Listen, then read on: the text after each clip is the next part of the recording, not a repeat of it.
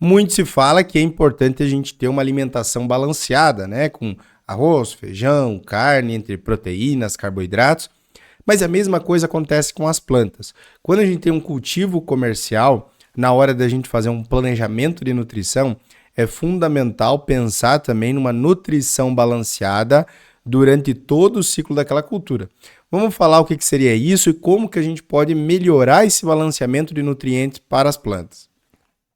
E aí, pessoal, sejam todos muito bem-vindos a mais um vídeo aqui do canal, que eu sempre falo no início, para você deixar o like, para você se inscrever no botão que tem aqui abaixo.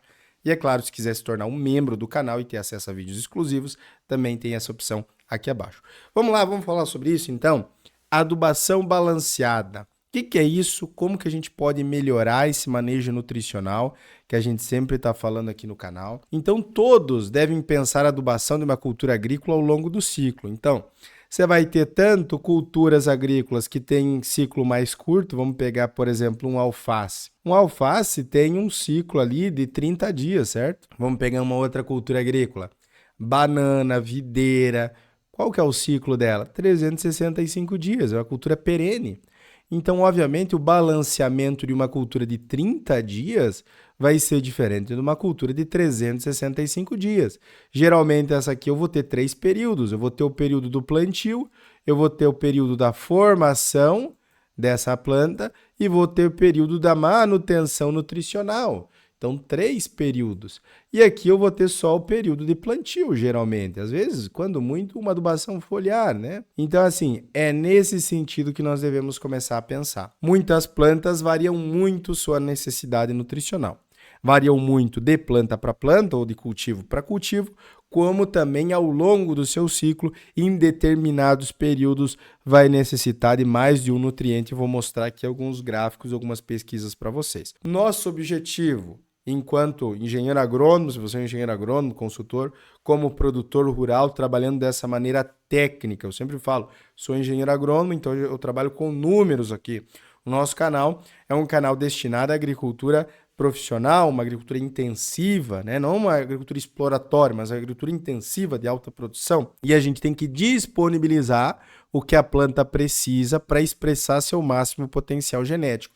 Então você pega lá, por exemplo, um saquinho de milho hoje. Quanto que você está pagando um saco de milho? Um milho híbrido, R$ 1.200 o saco, né? Nós temos uns mais econômicos aí, que nós trabalhamos com alguns produtores, R$ 800 o saco, pode produzir bem também, não é porque é 800 que não vai produzir bem. Mas vamos imaginar que você faz uma adubação, uma nutrição de qualquer jeito, você está gastando 1.200, né, ou 800 com a genética e você está jogando essa genética fora. Você comprou uma boa genética, mas por uma nutrição que não está adequada, você está jogando essa genética fora. Além disso, você tem todo o gasto operacional com diesel, com trator, com hora de máquina, né, com produto fitossanitário, com colheita, com custo-oportunidade da terra que você poderia estar arrendando. Então, assim, ó, fazer uma boa nutrição é aproveitar o máximo potencial genético da cultura, mas também todas as outras operações que você inclui ao longo do ciclo. E aí a gente tem que buscar colocar no momento exato onde ela está mais precisando ou está absorvendo. Eu vejo muita gente, às vezes, colocando lá, fazendo uma adubação num período que a planta não precisa mais, ou ela já absorveu o nutriente que ela precisava. E mesmo que você aplique, não vai dar tempo da planta, naquele ciclo, usar o que você aplicou no solo. Então, vai ficar ali, você não vai perder do nada, mas meio que não vai fazer diferença para a produção. Por isso que o momento exato, né? O momento exato, a quantidade exata também é importante para a gente conseguir ter o melhor resultado. E aí que a gente entra num ponto, num conceito de fertilidade do solo chamado marcha de absorção de nutrientes, né? Quem trabalha com agronomia, engenheiro agrônomo, tem que saber disso. Quem é produtor rural também tem que se atentar a isso. As culturas têm ao longo do seu ciclo determinados períodos onde elas absorvem mais nutrientes. Todas elas acontece isso. E qual que é o ponto-chave? É quando aquela cultura está absorvendo mais de determinado nutriente, que ele esteja presente e disponível no solo para ela se utilizar. Então vamos pegar o caso do milho, né? Ó, qual que é o ciclo do milho aqui? Tem mais ou menos uns 130 dias, né? Nós temos uns milhos mais precoces hoje de 105, né? 110 dias, mas geralmente fica em torno ali de 130, 140 dias o milho. O que acontece? Se o teu milho ele vai demorar 130 dias e eu sei que o meu período de maior absorção é mais ou menos ali aos 40, 50 dias, esse é o ciclo do milho, ele varia de acordo com a região, porque o milho depende ali dos graus dia. Então, uma área muito quente tem um ciclo mais acelerado, uma área com clima mais ameno tem um ciclo um pouco mais longo. Mas, se eu sei que na minha região a época de maior absorção de nutrientes é aos 40 dias, eu tenho que ter o meu nitrogênio, o meu potássio disponível para absorção aos 40 dias. E aí que entra esse gráfico aqui, ó, que mostra o acúmulo de fósforo, o acúmulo de nitrogênio e o acúmulo de potássio até o período de florescimento, que é essa linha aqui, ó, que vocês estão vendo. O que a gente consegue observar? O potássio até o florescimento, eu tenho absorção de 92% do acúmulo total. Então quer dizer o quê? Que se eu colocar potássio no florescimento, no pendoamento ou muito tarde nesse milho, ele não vai aproveitar. Vocês estão vendo a curva aqui que chega aos 40, a partir dos 40 dias, eu tenho um crescimento muito exponencial. Então, nos 40 dias, eu tenho que ter potássio suficiente para a produtividade que eu quero. Por isso que às vezes a gente tem que, se o nível do potássio está limitando, tem que colocar esse potássio antes do plantio ou no momento do plantio. Se o potássio está muito alto e eu quero jogar ele para o final do ciclo, para repor só, eu posso jogar ele para o final do ciclo, também é uma possibilidade. Mas desde que o nível desse nutriente não esteja limitando. Vamos pegar o caso do milho, geralmente ali é em torno de 0,3 centimol de carga. Estou falando de maneira geral porque tem casos mais específicos, mas geralmente seria isso. Agora, o nitrogênio 77% no florescimento também. Quer dizer que esse vai ter pouca absorção depois do florescimento. Vai ter um pouquinho, mas pouco. Então, eu tenho que ter também esse nitrogênio já disponível no solo. O fósforo também, ó. O fósforo, 62%, que seria essa linha mais vermelha aqui. Só que o fósforo tem uma outra peculiaridade, porque ele tem baixa mobilidade no solo, no perfil. Se eu sei disso, você poderia pensar assim, não, mas o fósforo, então, ele absorve um pouquinho depois do florescimento, então eu talvez vou aplicar ele mais tarde ali, porque ele vai absorver. Mas não, o que acontece? Eu jogo fósforo em cobertura, boa parte dele vai ser fixado a óxido de ferro e de alumínio, alumínio, né? Então, eu tenho que colocar esse fósforo geralmente em linha de semeadura. Eu posso jogar ele em cobertura, Jonathan? Pode, mas é um manejo bem mais técnico. Eu tenho que ter perfil de solo, tenho que ter solo corrigido, eu tenho que ter, né, uma série de condições. Eu tenho que arrumar esse solo, digamos assim. É um trabalho aqui que a gente até faz para os produtores de 3, 5 anos melhorando esse solo, arrumando esse solo para colocar fósforo em cobertura. Mas geralmente, de maneira mais ordinária, mais geral, é fósforo em linha. Então, quando eu chego nesse período aqui, ó, 40, 50 dias, eu já tenho os nutrientes que a minha planta precisa. Entendendo isso, aí eu sei, a gente sempre eu tenho que olhar essa questão de qual que é o ciclo, é um ciclo mais longo, é um ciclo mais curto. Vamos pegar um feijão aqui, quanto que é o ciclo do feijão? Nós temos feijões aí bem precoces com um ciclo de 60, 75 dias, então é tiro muito curto. Você tem que plantar com os nutrientes que a planta precisa já. Não dá tempo de você jogar muito em cobertura depois e a planta absorver. Olha só, eu até trouxe um dado para vocês aqui, ó. O milho exporta cerca de 5,4 quilos por tonelada de grão produzido de cá. A gente sabe disso, né? Tem várias pesquisas de várias culturas, a gente sabe em determinadas produtividades quanto que é exportado. Sabendo disso, muitas vezes eu posso definir uma dose de fertilizante a ser aplicado. Olha só, para você ter uma ideia, vamos imaginar a situação. Você esteja com um solo muito bom em potássio. Você esteja lá com 0,05 centimol de potássio. Opa, não está limitando a produção. Jonathan, eu não quero aplicar potássio agora, eu quero tirar esse milho e aplicar depois. Eu tenho essa condição de 0,5 centimol de potássio, beleza? Posso plantar? Bom, se não está compactado, está tudo ok, equilibrado também esse solo, pode plantar, sem problema nenhum. Aí eu pego a produtividade que eu alcancei no final, vou imaginar que você produziu 10 toneladas de grão. 10 toneladas de grão vai exportar o equivalente a 108 quilos por hectare de cloreto de potássio. Eu faço a conversão, né, esses quilos de K para K2O e de K2O para cloreto de potássio, que tem 60% de K2O na sua composição.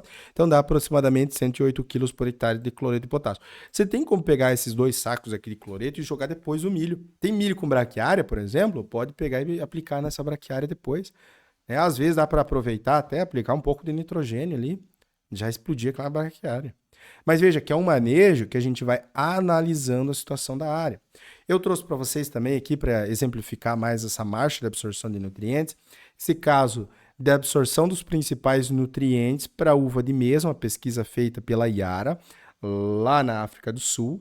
certo? E que isso acontece, eu trouxe mais a título visual, mas isso acontece em várias situações e várias culturas também. Então, olha só, eu tenho esse tracejado aqui, ó, vocês estão vendo, mais azul claro. O que que é? O nitrogênio. Então, veja que eu preciso de nitrogênio nesse período que tem o inchamento da gema, tá em espanhol aqui, mas é inchamento da gema, logo depois da poda dessa videira. Depois, início da floração, eu tenho uma maior necessidade de nitrogênio, porque ela está expandindo folha, ela precisa de muito N para sintetizar aminoácido, para fazer fotossíntese, folha, folha, folha. Veja que depois de um determinado período aqui, quando eu entro mais próximo ali o aumento do tamanho das bagas, né, o grão-ervilha ali, o chumbinho chamado da uva de mesa, olha só o que acontece com a absorção de potássio, ele dá um salto enorme. Isso aqui acontece com várias culturas agrícolas no período de florescimento, no período de enchimento de frutos também. Eu tenho um salto muito grande do potássio e uma diminuição do nitrogênio. E aí o que acontece se eu não sei disso? Às vezes o produtor ele pode ir colocando nitrogênio, fazendo uma adubação desbalanceada. E aí o que pode acontecer? Eu até vou mostrar uma foto para vocês. Eu vou ter um aumento foliar em um período que eu não quero aumento foliar, que eu quero maior transporte de açúcares para os meus frutos, para encher mais frutos, para ter melhor qualidade de fruto. Olha só, então aqui eu tenho um pico de absorção de potássio que eu tenho que suprir com uma adubação mais balanceada, começando no início com mais N e depois nesses picos aqui eu já vou colocar num período anterior à máxima absorção o potássio, se eu vou fazer adubação parcelada. Então, entender esse ciclo da cultura também é interessante para a máxima produtividade e para adubação mais equilibrada. Aqui eu trouxe para vocês o caso do tomate. Então, vamos imaginar o tomate com uma produção de 100 toneladas por hectare. A cada tonelada de tomate, eu tenho uma exportação do fruto do tomate de 2,1 quilos por tonelada produzida. Se a gente for converter isso aqui para cloreto de potássio, que na mesma lógica de converter K para K2O e depois K2O para cloreto, eu tenho em 100 toneladas a necessidade de 421 quilos de cloreto de potássio por hectare. Então, olha só, o milho tinha uma necessidade completamente diferente do tomate. O tomate eu preciso, nessa escala de produção, de 4 vezes mais, vamos colocar assim, 4 vezes mais potássio do que o milho. Por mais que eu tenha uma exportação aqui que seja até menor comparativamente com o milho, pelo potencial produtivo daquela planta, eu vou precisar de muito mais potássio. Então, nesse sentido, o equilíbrio de nutrição que eu vou trabalhar, se eu trabalho com uma pastagem, eu vou precisar ainda de potássio, mas num nível bem mais baixo do que de um tomate, de um pimentão, etc, etc, etc. Então, entender sobre a nutrição da cultura também é um fator chave aqui para melhorar esse equilíbrio. E aí, olha só, quais são os problemas com excesso e esse desbalanceamento? Vocês estão vendo aqui a videira? Que acontece bastante. Então, você faz um parcelamento de nitrogênio ao longo do ciclo, depois da poda da videira. Nós já trabalhamos com videira aqui, nós trabalhamos ainda com videira. E nós temos um cronograma de nitrogênio ao longo do ciclo. Então, época aplicar tanto, então época aplicar tanto. Se eu faço um excesso, eu vou ter isso aqui, ó, excesso de folha, pouca produtividade. Isso aqui acontece com várias culturas. Excesso de nitrogênio vai me trazer não só excesso de folha, vou pegar videira, isso acontece com frequência, batata doce, isso acontece com frequência também. Você vai ter menor qualidade de frutos, menor tempo de prateleira, por exemplo, para essas frutas que necessitam desse tempo de pós-colheita mais longo, se eu tenho muito nitrogênio, maior incidência de pragas e de doenças, isso aqui vai aumentar bastante a incidência de pragas e doenças com excesso de nitrogênio, já tratei sobre isso aqui no canal. Então, para isso, o que a gente faz? Um planejamento nutricional. Né? A gente vai classificar os macro e micronutrientes. Tem vídeos aqui no canal que nós mostramos essa classificação, né? Tem alguns treinamentos aqui no canal disponível para vocês podem assistir aqui. Definir qual que vai ser o preparo necessário do solo, começando por calagem, definição de nutrientes, definição de fertilizantes, parcelamento e aplicação. E definir também os melhores fertilizantes para aquele caso. Às vezes não é um cloreto de potássio, às vezes é um sulfato de potássio, às vezes é uma cama de frango, vai fazer mais sentido, vai trazer mais resultado. E também parcelar os fertilizantes de acordo com a necessidade da cultura ao longo do ciclo. Se eu sei que eu tenho uma cultura de 30 dias, a minha adubação vai ser focada em plantio. Se eu tenho uma cultura de 100 dias, às vezes é plantio mais uma aplicação, mais duas. Ou se é fertirrigação, eu também tenho um foco inicial ali maior do que, por exemplo, depois no período reprodutivo, quando a planta já absorveu a maior quantidade de nutrientes que ela precisava. Então, esses detalhes aqui vão fazer total diferença, não só para aumentar a produtividade, mas também para reduzir a incidência de pragas e doenças, que isso é muito significativo num balanceamento nutricional mais bem feito, e também no bolso do produtor, que ele não precisa ficar fazendo vários procedimentos. A gente vê, às vezes, o pessoal fazendo, faço calagem, eu faço gessagem, eu faço sulfato, eu faço isso, eu faço 4, 5 procedimentos que você poderia cortar 2, poderia cortar 3 e manter o mesmo resultado, ou até mesmo melhorar o resultado que você tem. Certo, pessoal? Espero que vocês tenham gostado desse vídeo. Aqui abaixo na descrição desse vídeo você tem o link da nossa consultoria, né, os nossos profissionais engenheiros agrônomos. Também no primeiro comentário fixado, a gente pode montar um plano nutricional, pode fazer um acompanhamento de lavoura completo aí especificamente para o seu caso. Galera, no mais era isso, fique com Deus, até a próxima e tchau, tchau.